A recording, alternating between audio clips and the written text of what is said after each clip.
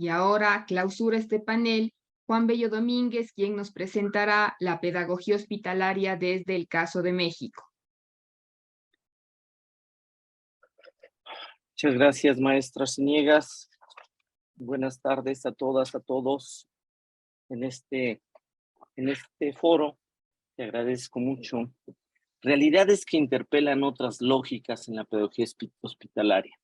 Habría que empezar por ese planteamiento, realidades, en función de poder pensar que el principio es epistémico, en donde no podemos, puntualmente, no podemos dar cuenta de lo que puntualmente el Estado viene haciendo, lo que el Estado dice que hace y lo que el Estado es por lo que deja de hacer. Ahí yo me centraría fundamentalmente en el caso mexicano, porque finalmente la conformación de lo que representa la organización de un sistema escolar va a depender en gran medida de esta realidad que nos presenta el Estado mexicano. Y me refiero al Estado mexicano, al Estado latinoamericano o la conformación que esto nos va dando cuenta. ¿Qué significa este proceso? Significa fundamentalmente seguir legitimando prácticas con rituales que llevan a cabo procesos organizativos en donde pareciera ser que lo más importante es, y entre comillas, la atención educativa. Dicen los manuales, dice la organización, dice el comportamiento histórico de la pedagogía hospitalaria en México, el fortalecimiento de la educación educativa, de la educación en el marco de una condición hospitalaria. Aquí me vienen a la mente muchas preguntas, porque finalmente yo tendría que establecer, ¿es la pedagogía hospitalaria un problema nuevo? No, no.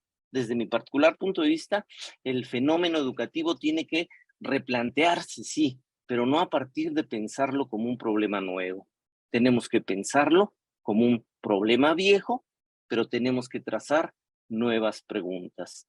Y nuevas preguntas no desde lo que ya está establecido, nuevas preguntas no desde lo que ya se nos dice que es la pedagogía hospitalaria, innovación pedagógica, calidad educativa, educación alternativa, etcétera, etcétera. Consideraciones que tendríamos que poner en interrogantes. ¿Por qué? Porque en gran medida a lo largo de este proceso tendríamos que preguntarnos, una tesis que manejo ya algunos años, ¿con quién trabajamos? ¿Trabajamos con los diferentes o trabajamos con las diferencias? Lamentablemente, desde mi punto de vista, se viene trabajando con los diferentes. De ahí la alta fragmentación que hoy se hace de la educación indígena, la educación especial, la educación con perspectiva de género, la educación hospitalaria, etcétera, etcétera. Y es ahí donde el concepto de educación tiene que ser replanteado, tiene que ser resignificado, porque si no, seguiremos poniéndole adjetivos a la educación y estableceremos, y cito puntualmente lo que Miguel Ángel Santos Guerra nos plantea en uno de sus tantos textos, donde nos dice finalmente, si la educación no es especial, entonces no es educación. Y lo tenemos que traer a colación. Por ello, pensar si trabajamos con los diferentes o trabajamos una educación en la diferencia y para la diferencia. Es ahí donde tendríamos que estar puntualizando que no se trata de gestionar, no se trata de administrar lo diverso, no se trata de poder gestar modelos de atención. Ahí está uno de los grandes problemas y pareciera ser que en el marco mexicano se tiene la alta práctica y pareciera ser que es una gran cualidad, para mí es una gran carencia el que se siga hablando de modelos de atención. ¿Por qué? Porque hablan de la atención a la diversidad. Y la diversidad no se atiende, la diversidad se vive, se cuestiona y como plantea el panel, realidades que interpelan a esos principios que llevan las prácticas pedagógicas. El locus del trabajo, y así lo planteo, el locus del trabajo del maestro es la escuela.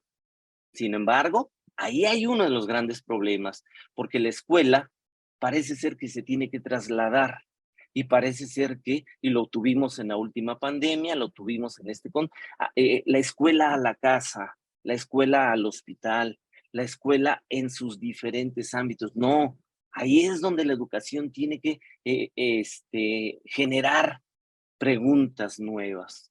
porque no es llevar la escuela. Y cito puntualmente algunos elementos que he sacado en este contexto, donde se busca fortalecimiento de la educación, de la atención educativa, aprendizajes a los alumnos en procesos en el contexto hospitalario, ¿sí? Para evitar que su escolaridad sea sistemáticamente interrumpida o que sean perjudicadas en la conclusión de sus estudios.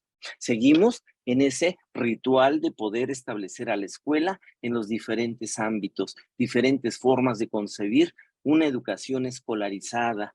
De ahí me vienen mucho a la mente muchos. Y ayer que estaba yo reflexionando este ejercicio, recordaba a Makarenko en ese poema pedagógico, recordaba al mismo Iván Illich con esa desescolarización que él traza. Sin embargo, se requieren más preguntas sobre este planteamiento. Y ahí voy particularmente, ¿por qué? Porque hablamos de una sociedad disciplinar, hablamos de una sociedad del derecho para la conformación o de oportunidades, como regularmente hoy se trabaja en la proyección de ser una equidad, donde es una igualdad de oportunidades. No, no son oportunidades. Habría que pensar en esa conformación de los derechos, como ya apuntaban las compañeras. Una sociedad del reconocimiento, una sociedad de la compensación, una sociedad de la focalización o incluso, como últimamente se nos ha llamado, una sociedad de la inclusión. Y la pregunta es, ¿y quién ha excluido a toda esta población? Dice puntualmente Pablo Gentili, pareciera ser que esas minorías hoy somos mayorías. Y pareciera ser que en ese proceso el mismo Apaduray señala el rechazo a las minorías, porque se van implementando modelos, se van implementando una gama de modelos de atención que buscan, en principio, legitimar un principio base de cualquier Estado. Clases hospitalarias que son propicias para los niños que asisten, estableciendo contenidos. Y me voy puntualmente a este concepto de aprende o la escuela a tu casa. Una pandemia, una situación que se genera en un proceso muy difícil, ¿sí? Que todos lo vivimos, que todos lo establecimos, donde se planteaba y se decía, el principal propósito, completar satisfactoriamente el calendario escolar. No importaba otra cosa, no importaba otra condición, como es el caso de la pedagogía hospitalaria.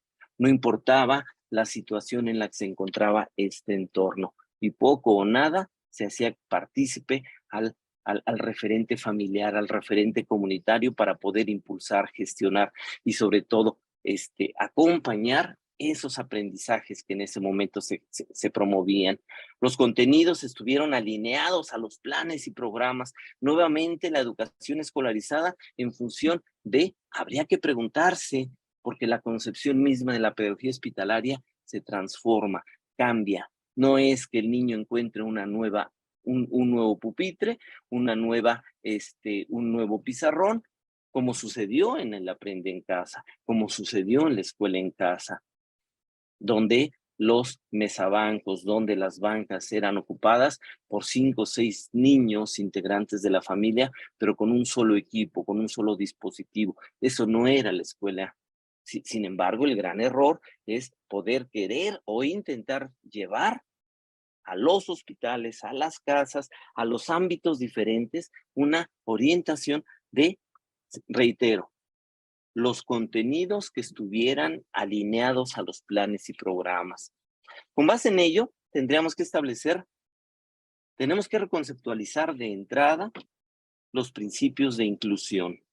Y es aquí donde me viene a la mente este concepto que particularmente en el mundo andino ha desarrollado mucho Catherine Walsh, en donde trabaja mucho esta concepción de la convivencialidad, un principio que se orienta desde la sociología francesa y que nos permite sobre todo establecer, sí, una pedagogía para la convivencialidad como proceso, no como una acción de buena voluntad, no como una acción de buenas intenciones y menos como una acción de amorosidad, como algunos autores latinoamericanos lo señalan.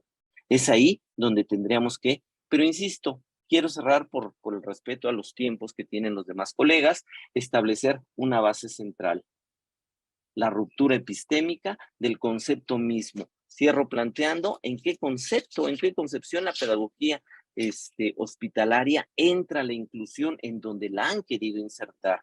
Inclusión, dicen ellos, inclusión y equidad, solo para la cobertura.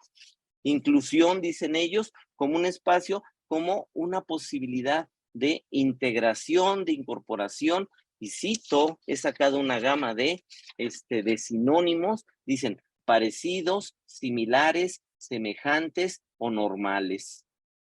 En el contexto de ser diferentes, extraños, especiales, son minorías, son vulnerables, son impedidos, son discapacitados o son separados. Y conceptos tales como desiguales, marginales, expulsados, periféricos, excluidos o inferiores. Y viene una gama de conceptos que vienen en el ánimo, y es la última lámina que puedo señalar, en donde se intenta gestar modelos de atención para curar, para cuidar, para asimilar, para integrar, para apreciar, para revalorar, para reconocer, para focalizar, para compensar y por último, para incluir. Más preguntas que respuestas.